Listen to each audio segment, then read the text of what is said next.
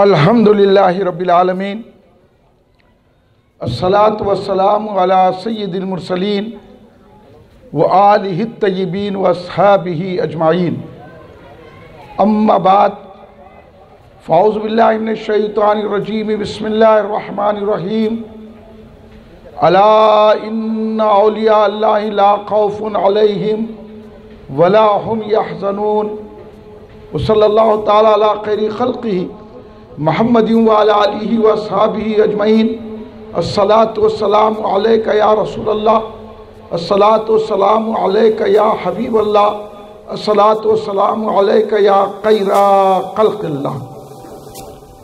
مالک کیا خدا نے اسے دو جہان کا، ایسا کوئی رسول بھی ہے عز و شان کا۔ مسند لگی ہوئی ہے میرے بادشاہ کی، اس جا جہاں نہ دخل ہو فہم و گمان کا۔ تعریف آپ کی نہ کریں ہم تو کیا کریں، یا رسول اللہ صلی اللہ علیہ وآلہ وسلم تعریف آپ کی نہ کریں ہم تو کیا کریں، یہ تو غذا ہے دل کی مزہ ہے زبان کا۔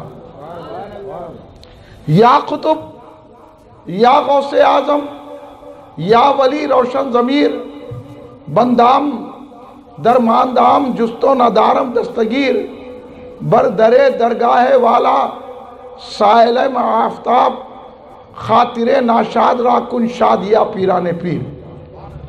سرور دل مصطفیٰ غوث اعظم، تجلی نور خدا غوث اعظم۔ تم اچھے ہو اللہ کے ہو پیارے، میں اچھا نہیں ہوں تو کیا غوث اعظم۔ بھلوں کی تو ہوتی ہے ساری خدائی، برے کو بھلا کیجئے یا غوث اعظم۔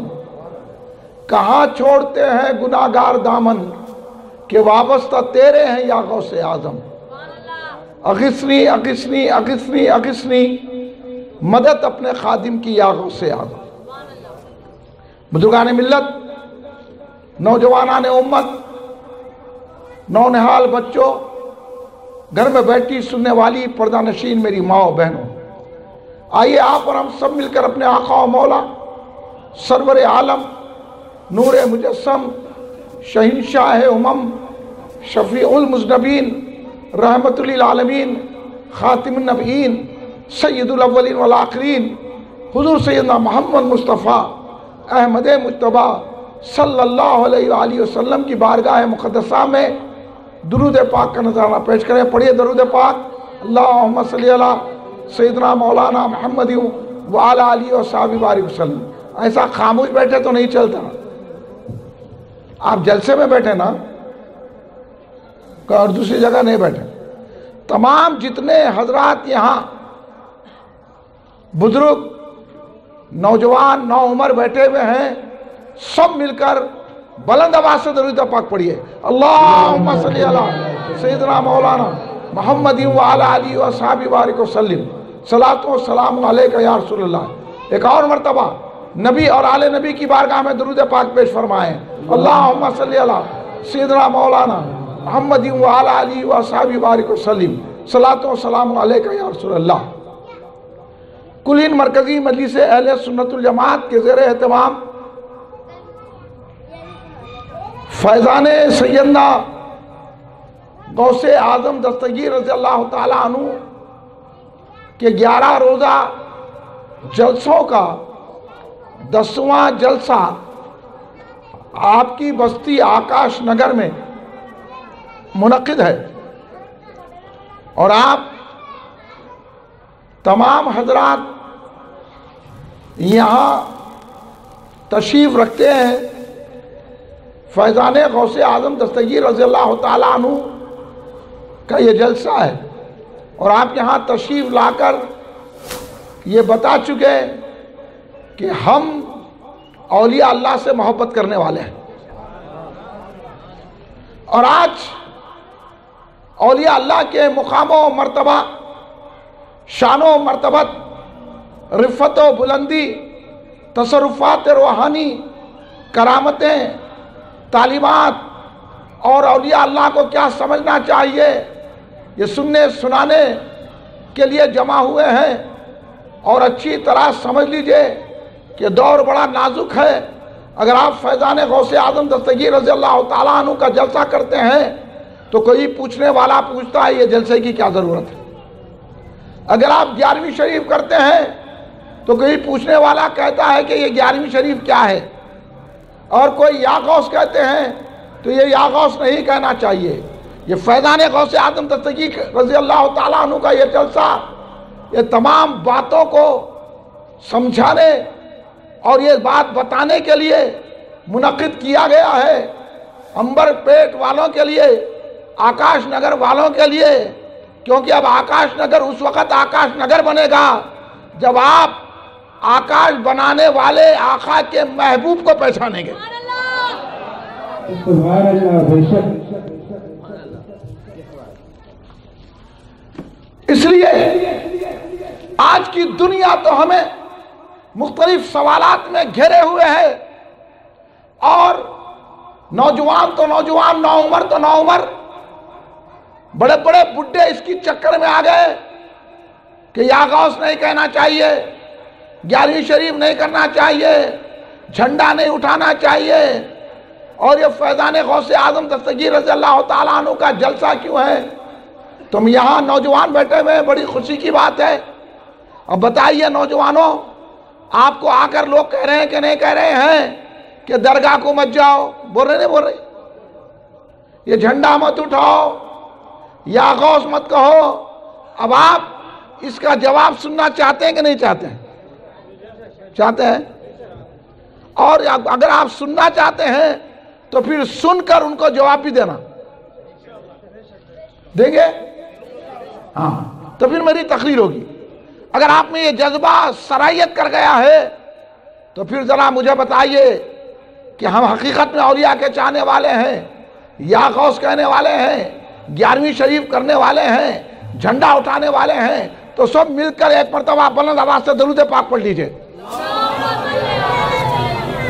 نہیں، آواز میں دم نہیں ہے، کھانا کھا کے بیٹھا ہی نہیں، کھانا تو کھا لیا ہوں گے نا بھائی، پھر آواز کیوں نہیں کری؟ آواز تو میری بیٹھی ہوئی ہے، آپ کی تھوڑی بیٹھی ہوئی ہے۔ اس لیے میں تو بھی اتنی آواز نکال رہا ہوں، آپ تو میرے سے زیادہ آواز نکالنا، کیونکہ آپ غوث اعظم کے چاہنے والے ہیں۔ اس لیے بلند آواز سے درود پاک پڑھیے۔ اللہم صلی علی سیدنا مولانا محمد وعلی آلہ وصحبہ بارک وسلم۔ اب آئیے ایک سوال امبر پیٹ والوں کے لیے، یہ کہیے کہ غوث اعظم دستگیر رضی اللہ تعالیٰ عنہ کون ہے؟ غوث اعظم دستگیر رضی اللہ تعالیٰ عنہ کون ہے؟ اب آپ خاموش ہو گئے، ایسا خاموشی سے کام نہیں چلے گا، جب آپ سمجھیں گے تو جواب دے سکیں گے، ورنہ کوئی بھی لمبی داڑھی والا آ کر، اونچے پیجامے والا آ کر، بگونے لے کے پھرنے والا آ کے آپ کو بول دیا کہ جھنڈے نہیں اٹھانا، یا غوث نہیں بولنا، نماز پڑھو، جلسہ ہے غوث اعظم کیا کر رہے ہیں، تب آپ جواب نہیں دیکھیں گے۔ تو اس لیے آج ان کی اتنی جرأتیں بڑھ گئی ہے۔ اب آپ یہ تو سمجھیے کہ غوث اعظم کون ہے؟ غوث اعظم، میں آپ پوچھتا ہوں، آپ جواب دے جائیے، کیا غوث اعظم صحابی ہے؟ بولیے ذرا زور سے۔ ہاں، کیا غوث اعظم نبی ہے؟ کیا غوث اعظم خدا ہے؟ اللہ سلامت رکھے۔ آپ نے بتا دیا، ہم غوث اعظم دستگیر رضی اللہ تعالیٰ عنہ کو نہ خدا مانتے ہیں، نہ نبی مانتے ہیں، نہ صحابی مانتے ہیں، پھر غوث اعظم کو کیا مانتے ہیں؟ غوث اعظم کو ہم اللہ کا ولی مانتے ہیں۔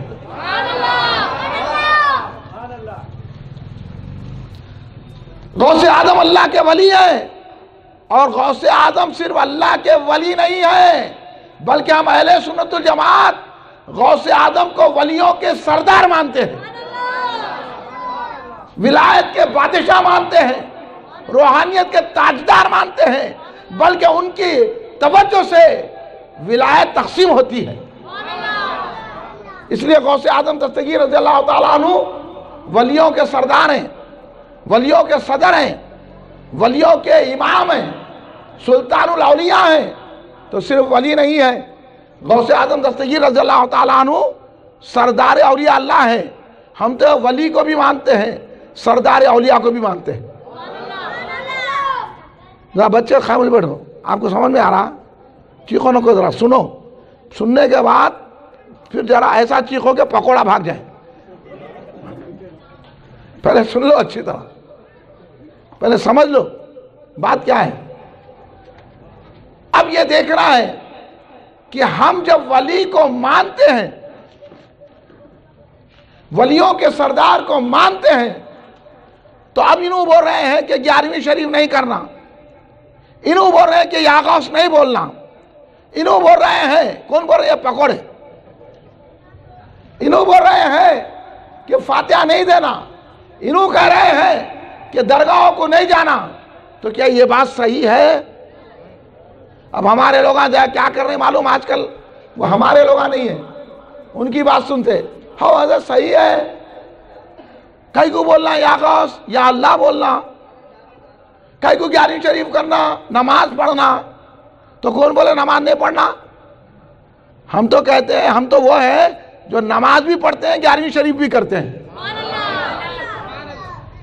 تو یہ لوگ آپ کو دھوکہ دے رہے ہیں، فریب دے رہے ہیں، بھٹکا رہے ہیں، آپ کو کمزور کر رہے ہیں. اب میں آپ کو ایک حدیث پاک سناؤں گا. اب رسول پاک کی بات سنیں گے کہ نہیں سنیں گے؟ سنیں گے نا؟ تو سرکار دو عالم، آقائے دو جہاں، رحمت للعالمین، خاتم النبیین، سیدنا محمد مصطفیٰ صلی اللہ علیہ وآلہ وسلم کا ارشاد گرامی ہے، اور مسلم شریف کی حدیث ہے. یاد رکھ لو. انہوں بولتے قائمہ حدیث، نہ ان کو حدیث پڑھنا آتا نہ قرآن پڑھنا آتا. چپ کچھ تو بھی بولتے تھے، نماز پڑھو کہ ہیلے سے آتے. فاتحہ نہیں دینا، یا غوث نہیں بولنا، 11ویں شریف نہیں کرنا، درگاہ کو نہیں جانا، چیلم نہیں کرنا، زیارت نہیں کرنا، اللہ والوں کو نہیں ماننا. اور یہ قرآن میں ہے کیا؟ حدیث میں ہے کیا؟ تو پہلے اس کو یہ جواب دینا آپ کہ قرآن تو پڑھا، حدیث پڑھا، کیا پوچھنا؟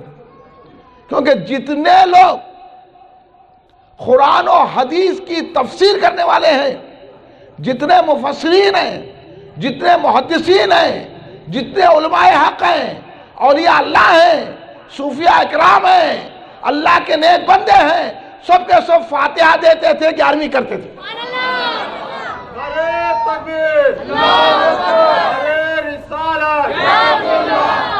اگر انہیں بھی قرآن و حدیث پڑھتا تو انہیں بھی فاتحہ دیتا. تو پتا چلا انہیں نام لے رہا قرآن و حدیث کا، نہ اس کو قرآن آتی ہے نہ حدیث پاک آتی ہے. اب ہم دیکھیں گے، اس لیے میں بتا رہا ہوں آپ کو، مسلم شریف میں سرکار دو عالم صلی اللہ علیہ وسلم نے یہ ارشاد فرمایا کہ ایک ایسا زمانہ آئے گا کہ لوگ ایسی باتیں کریں گے جو دجال ہوں گے اور کذاب ہوں گے. دجال کس کو کہتے ہیں؟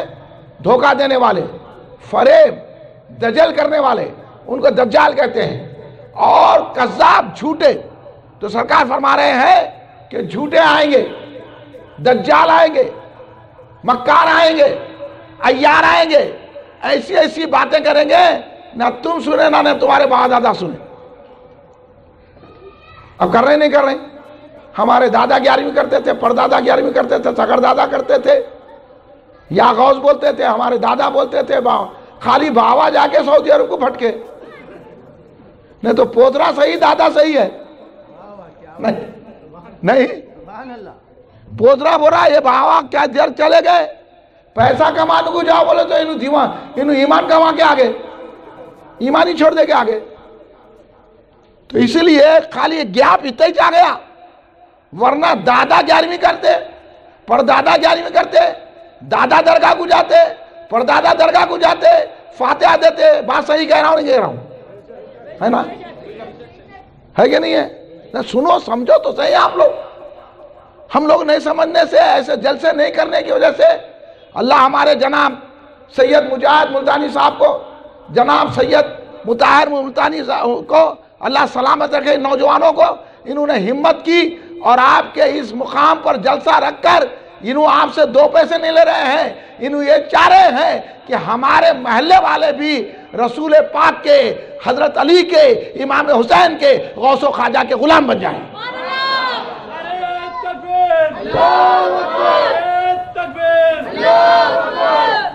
تو اب ایسی ایسی باتیں کریں گے.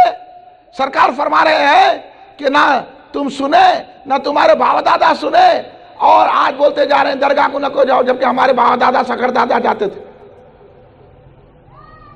11ویں شریف آج سے نہیں کر رہے ہم، ہماری پیڑھی در پیڑھی کر رہی. یا غوث آج سے نہیں بول رہے ہیں، محدثین نے کہا، علماء نے کہا، صوفیاء نے کہا.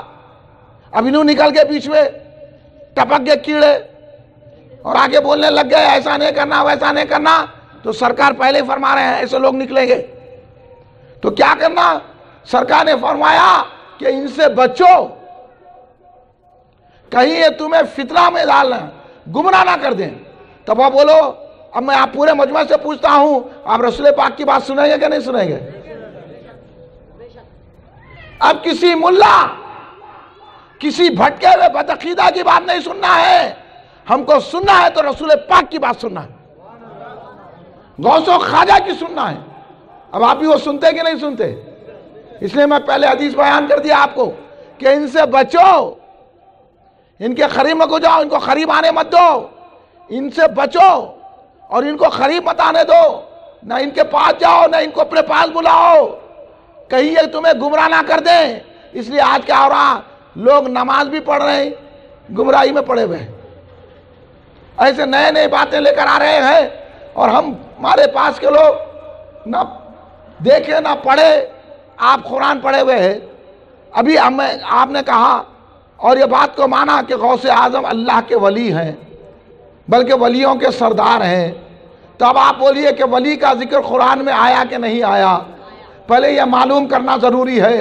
اور ہمارے لوگ اس سے انجان ہیں، کبھی قرآن پاک کھول کے نہیں دیکھتے، کبھی اہل سنت جماعت کے عالموں کے پاس نہیں بیٹھتے، کبھی جامع مسجد افضل گنج کو نہیں آتے، تو معلومات کیسے ہوں گے؟ انہیں آ کے ریال کی چمک بتایا تو آپ جا کے بدعقیدہ ہو جا رہے ہیں، انہیں آ کے کچھ بھی بول دیا تو آپ سمجھ رہے ہیں لمبی داڑھی والا بول رہا. یاد رکھیے، داڑھی سے ایمان نہیں ہے، ایمان سے داڑھی ہے. نماز سے ایمان نہیں ہے، ایمان سے نماز ہے. کوئی نماز پڑھ کے بولا، کوئی داڑھی رکھ کے بولا تو شریف نہیں ہو سکتا. ہر داڑھی والا شریف نہیں ہوتا، ہر نماز پڑھنے والا شریف نہیں ہوتا، ہر مدرسہ قائم کرنے والا شریف نہیں ہوتا، ہر مفتی شریف نہیں ہوتا. شریف وہ ہوتا ہے جو 11ویں شریف کرتا ہے. اچھی طرح سمجھ لیجئے. اب دیکھیے کہ انہوں بلکہ 11ویں نہیں کرنا یا غوث نہیں بولنا، تو کیا اللہ تبارک و تعالیٰ نے اولیاء اللہ کا ذکر کیا کہ نہیں کیا؟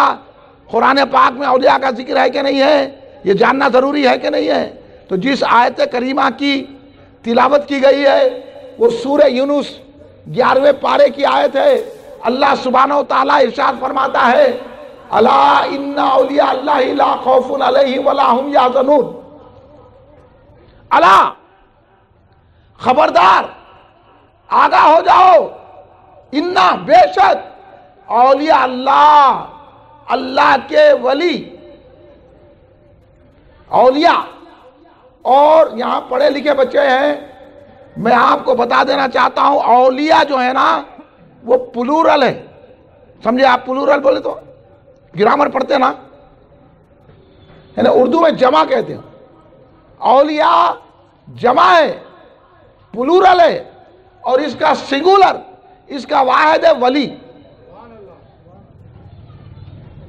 یہ اولیاء پلورل، اس کا واحد سنگولر ولی.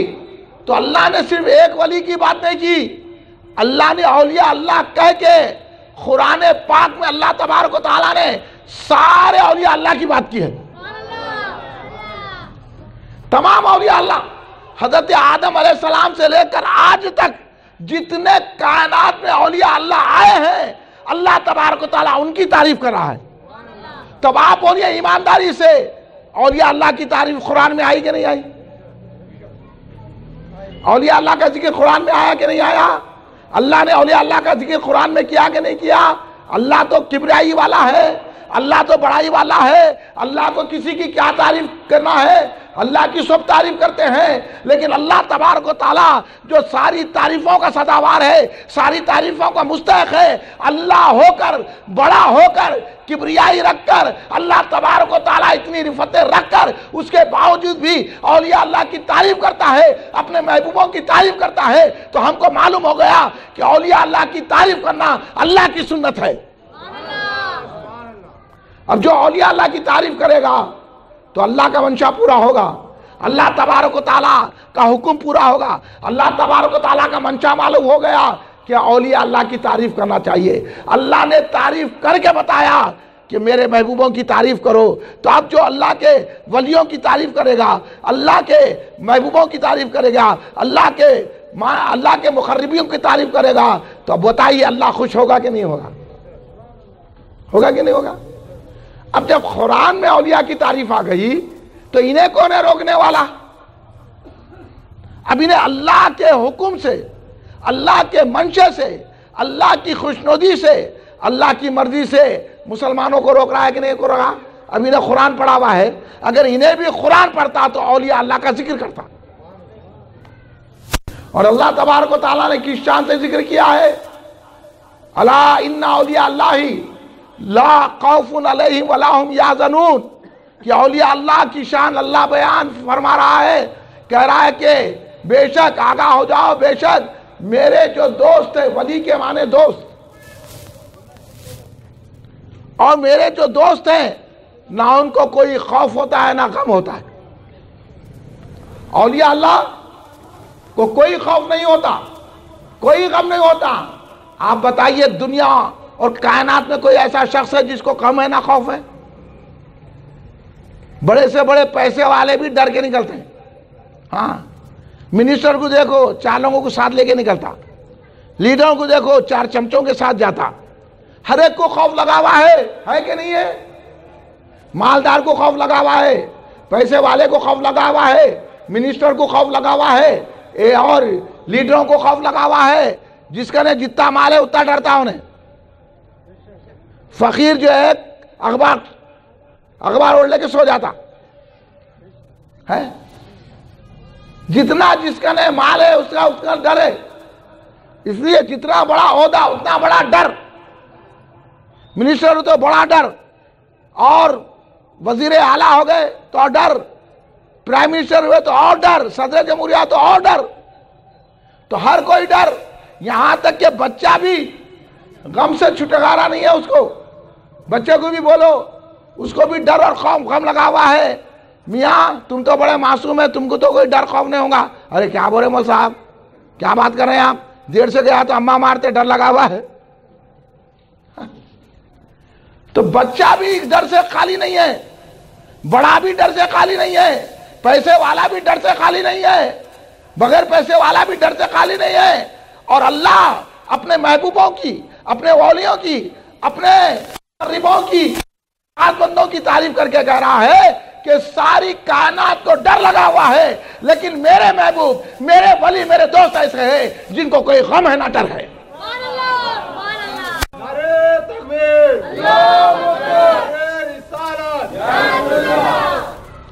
اب آپ بولیے اولیاء اللہ کتنی شان والے ہیں، اور اللہ ہو کر ان کی شان بیان کر رہا ہے۔ اللہ کو کیا ضرورت ہے کہ اپنے ولیوں کی شان بیان کرنا، لیکن اللہ قرآن میں ولیوں کی شان بیان کر کے یہ بتا رہا ہے کہ اے میرے بندو، تم تو غم میں مبتلا ہو، تم تو خوف میں مبتلا ہو، میرے خاص میرے دوست ایسے ہیں جن کو کوئی غم نہیں، تم غم والے وہ بے غم، تم خوف والے وہ بے خوف۔ تو اب تمہارے غم کو بھلانا ہے، تمہارے غم کو دور کرنا ہے، تمہارے خوف کو ہٹانا ہے، تو اب ان کے آستانوں پہ آ جاؤ، ان کو کوئی خوف نہیں ہے، تم خوف والے ہیں۔ جب ان کے آستانوں پر، جب ان کی درگاہوں پر، جب ان کی فاتحہ دیں گے، یہ تم پر نظر کرم فرمائیں گے تو تمہارے غم بھی دور ہو جائیں گے۔ اب بولو،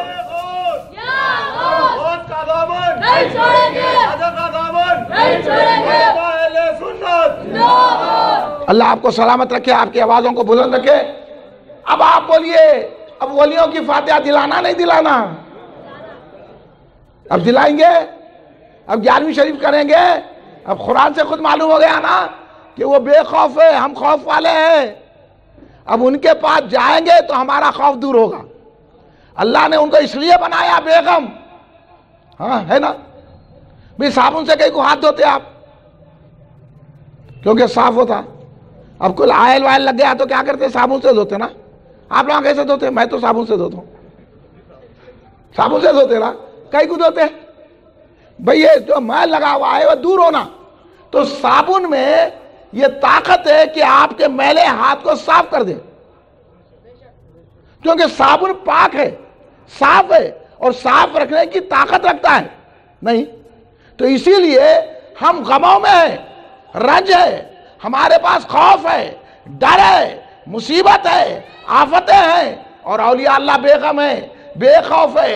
تو آپ جیسا صابن صاف کرنے کی طاقت رکھتا ہے، اسی طرح اولیاء بے خوف ہے، بے غم ہے، ہمارے غموں کی دور کرنے کی طاقت رکھتے ہیں۔ سمجھ میں آگئی بات؟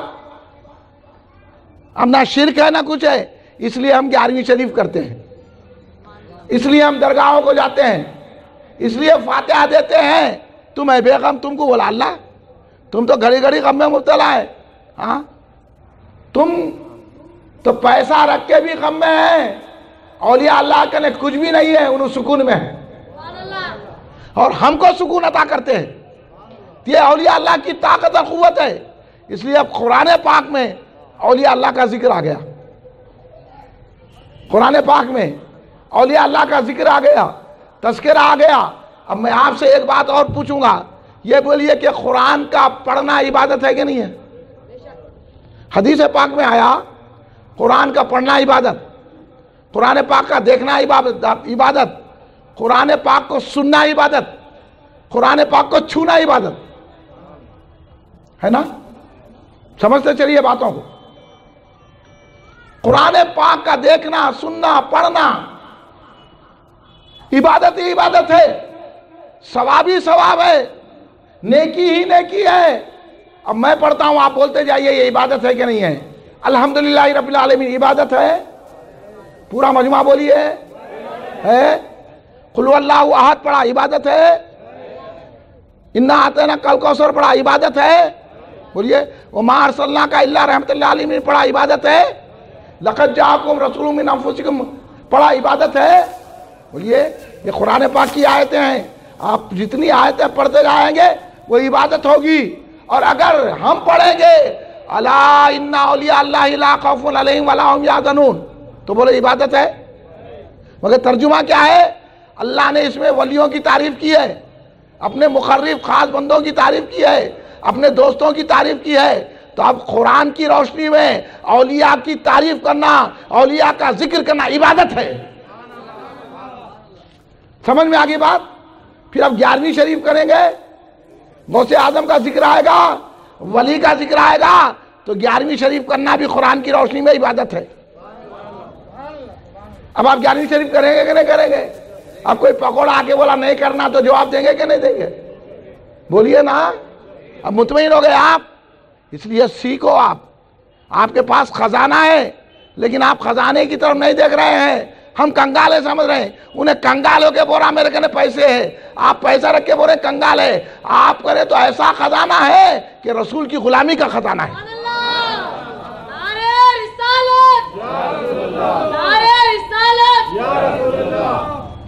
اب آپ سمجھ گئے نا کیوں 11ویں شریف کرنا، کیوں درگاہ کو جانا، کیوں اولیاء اللہ کا ذکر کرنا؟ ایک بات بتا دیتا ہوں میں یہ جلسے میں، کہ ولی کے معنی ہیں دوست۔ ولی اللہ تو اللہ کا دوست، تو اب دوست اللہ کا بھی ہوتا ہے یہ پتہ چلا۔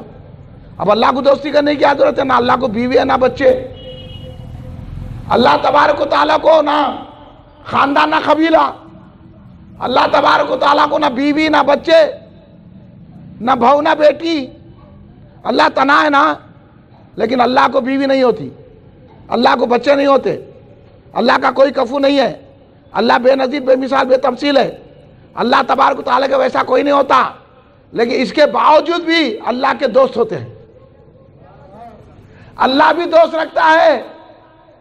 اللہ کی یہ شان ہے کہ اللہ ایسے خاص بندوں سے دوستی رکھتا ہے، اس لیے اس کو قرآن میں ولی اللہ کہتے ہیں، اللہ کے دوست۔